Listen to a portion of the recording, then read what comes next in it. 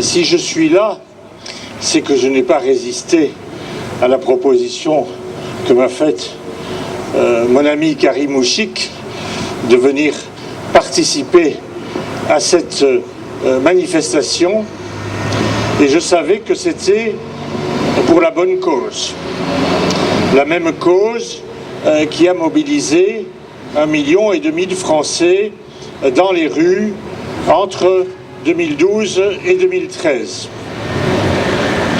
Alors on dira que, nous ne dirons naturellement pas que nous venons pour célébrer le vote de la loi Taubira. Nous venons plutôt pour la marquer et pour dire que dans notre opposition à cette loi absurde, nous ne lâchons rien.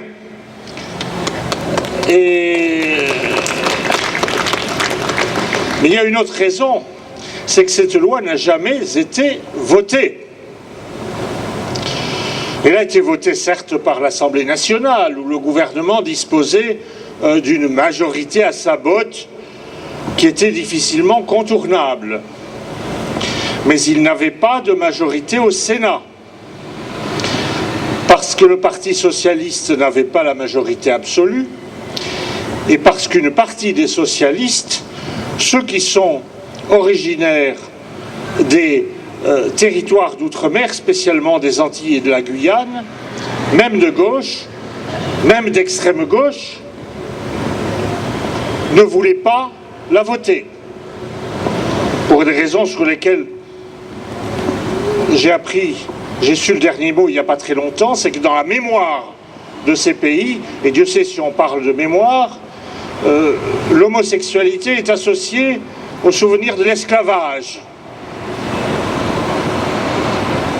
Et Madame Taubira, qui a fait voter une loi sur la mémoire de l'esclavage, aurait dû s'en souvenir et refuser par la même occasion, d'autant qu'elle était originaire de la Guyane, de s'associer à cette entreprise destructrice qui consistait à faire adopter en France le mariage unisexe. Elle ne l'a pas fait car je suis persuadé que dans le fort de sa conscience, la volonté de destruction anthropologique et de destruction des valeurs de notre pays était la plus forte. Le gouvernement n'avait donc pas la majorité au Sénat, et qu'a-t-il fait? On n'a pas voté à scrutin secret car le résultat était incertain. On a voté par surprise à main levée. Il n'y a aucune possibilité d'avoir accès à la vidéo de cette séance, où n'était présent qu'environ la moitié des sénateurs. Je ne sais pas qui a compté les bras levés pour et contre. Et Dieu sait que j'ai cherché à le savoir. Les noms ont été cachés au public. Le président du Sénat s'est contenté de dire que la loi était adoptée. Or, dans le règlement du Sénat, il est prévu que, dès lors que le président a rendu le verdict, qui n'est pas celui des urnes, qui n'est même pas celui des représentants du peuple, si aucun chef de groupe de l'opposition, aucun chef de groupe tout court, ne conteste sa déclaration, la loi est considérée comme adoptée. Je vous laisse penser quels arrangements sont sous-jacents au fait que personne n'a contesté la parole du président du Sénat. Le plus probable est qu'il n'y avait pas la majorité. Mais comme l'a confirmé le Conseil constitutionnel, et nous n'en sommes pas étonnés, personne ne pouvait revenir sur la parole du président du Sénat, qui n'est plus président du Sénat d'ailleurs. Donc il faut le savoir, cette loi n'a pas trouvé de majorité au Sénat. L'ancien sénateur Sellier, Bernard Sellier, qui est un de nos amis, a d'ailleurs écrit un article remarquable dans le Figaro du lendemain pour dire que c'était une imposture qui défigurait et qui déshonorait la République. Ça, c'est la République qui n'est pas seulement déshonorée par la procédure qui a été adoptée pour faire admettre cette loi. Elle est déshonorée par le fond même. Pourquoi? Car quand vous lisez cette loi, ce n'est jamais que la mise en forme législative d'une théorie qui est la théorie du genre. La théorie du genre voulant qu'il y ait fongibilité totale entre les sexes, interchangeabilité dans toutes les situations des hommes et des femmes. Et en définitive, inexistence législative ou légale de la notion d'homme et de la notion de femme, qui ne seraient que des créations culturelles contre lesquelles il faut lutter. Or, cette théorie, je n'hésite pas à le dire, elle est fausse. Ça a été démontré par des études scientifiques, notamment à l'université de Cambridge. Il y a eu à la télévision norvégienne une magnifique émission qui a montré la fausseté de cette théorie. Immédiatement, le gouvernement norvégien a pris la décision de retirer tout crédit à toute recherche portant sur la théorie du genre, qui n'a pas plus de valeur que n'en aurait l'astrologie.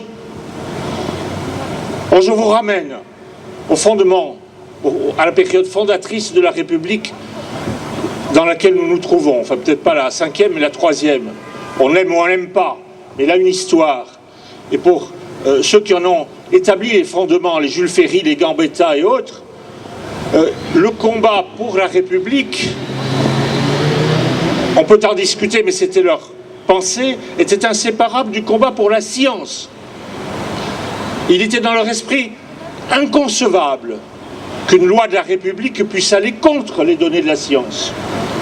Comme si, par exemple, nous faisions une loi fondée sur l'astrologie.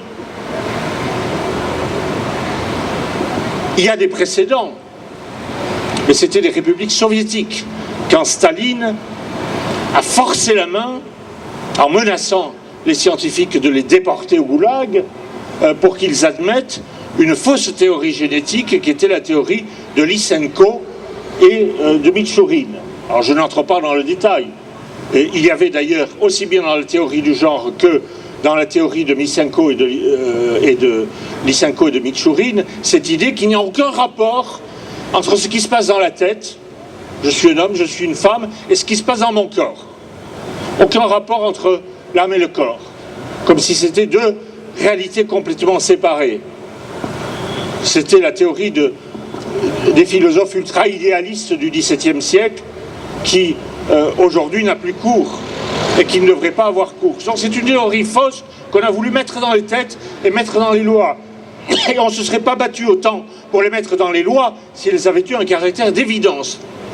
C'est précisément parce qu'elles n'avaient aucune évidence qu'il a fallu faire ce passage en force au travers d'une décision législative, comme si on pouvait par les lois aboutir à la négation du réel, à la négation de la science et à la négation de l'humanité.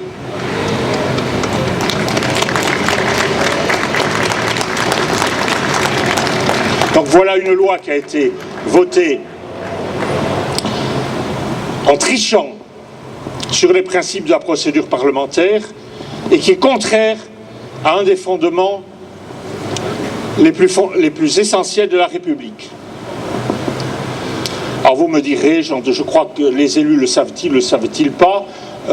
Tout à l'heure, je crois que c'est M. Bompard qui a dit que les élus avaient peur pour leur réélection. Je crois qu'ils ont tort. Ils ont tort, car regardez ce qui s'est passé depuis 3-4 ans. À quel point des positions ambiguës, je parle de la droite, sur cette question, mais je n'hésite pas à le dire, a porté malheur à certains.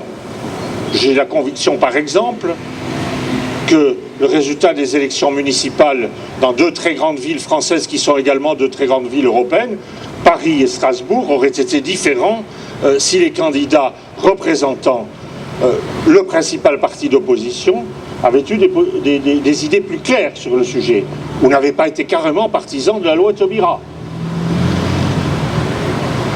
La liste aux élections régionales, toujours de l'UMP, qui a eu le plus mauvais résultat,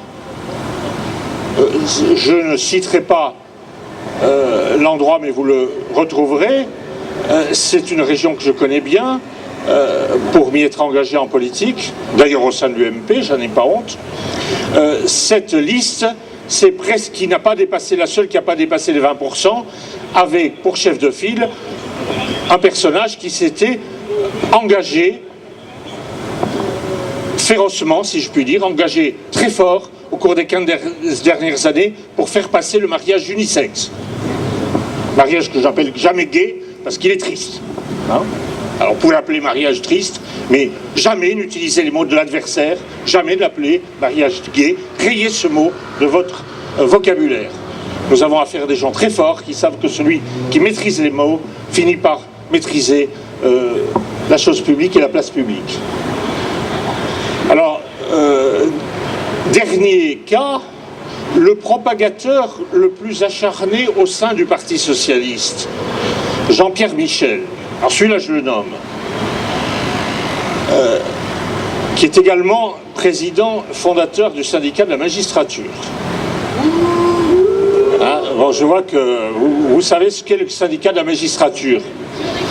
Mais les maires ruraux de Haute-Saône, qu'il avait élu depuis 15 ans, ne le savaient pas ce qu'était le syndicat de la magistrature et ils ne connaissaient pas son engagement en faveur du mariage unisexe.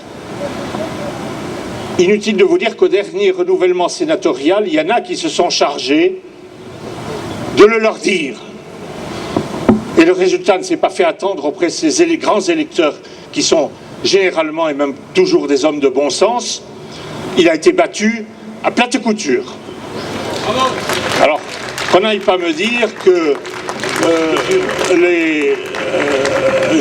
Karim Ouchik me dit que c'est la justice de Dieu, des urnes, c'est celle des urnes, c'est la justice immanente de ceux qui violent les principes fondamentaux de l'humanité. Et je crois que ça n'est pas fini, ça n'est pas fini. Ceux qui s'imaginent que ça va leur porter chance sur le plan électoral de renier, de détourner leur regard devant un cortège d'1,5 million de Français et l'opinion de plus de 50% des nos concitoyens, je crois qu'ils auront des déconvenus, il y a des déconvenus qui les attendent.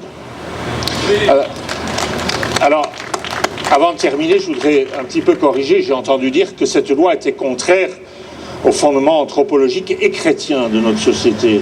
Non, les fondements anthropologiques tout court. Nous ne renierons pas le christianisme qui nous a apporté, à travers l'héritage juif, la loi de Moïse. Mais derrière la loi de Moïse, il y a la loi naturelle, qui est d'ailleurs la même chose. Sauf que l'homme étant pécheur, il fallait le lui expliquer. Cette loi naturelle est au fondement de l'humanité. Elle est même beaucoup plus ancienne que l'humanité.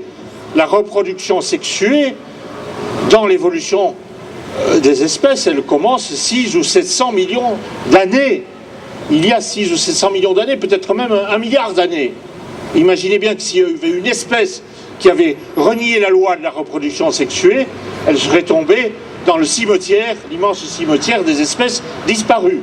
Et c'est bien ce qui nous menace, qui menace une société pour qui il y aurait équivalence entre le mariage tout court et le mariage avec des guillemets homosexuel. Et c'est cela qui fait notre confiance. C'est que non seulement, j'ajouterai d'ailleurs, et j'en terminerai là, que c'est une loi qui va contre la morale, je veux bien, contre notre héritage judéo-chrétien, contre la nature, il va surtout contre la raison. C'est le début de la déraison. C'est une société qui est en train de perdre la raison. Et défendre la raison, c'est fondamental. Nous voyons tous les jours, dans tous les domaines de l'action publique, des choses aberrantes. Et moi, j'ai pris l'habitude de dire, les gens me disent, c'est fou, ce qu'on fait ici ou là. Hein, je vous donne un exemple. Vous avez un numerus clausus féroce pour rentrer en faculté de médecine qui laisse de côté des tas de jeunes Français qui n'ont pas... qui ont la vocation, et aujourd'hui, un tiers des jeunes médecins viennent des pays de l'Est. Alors, celui qui m'a dit ça, ou celle qui m'a dit ça, me dit, mais c'est complètement fou. Mais je dis, oui, mais tout est fou aujourd'hui. Tout est fou. Hein, et c'est là qu'il faut se battre. Parce que si nous ne retrouverons pas la raison, nous sommes morts. Nous sommes morts. C'est la raison pour laquelle je vous dirais que nous ne lâchons rien et la lutte continue. Bravo!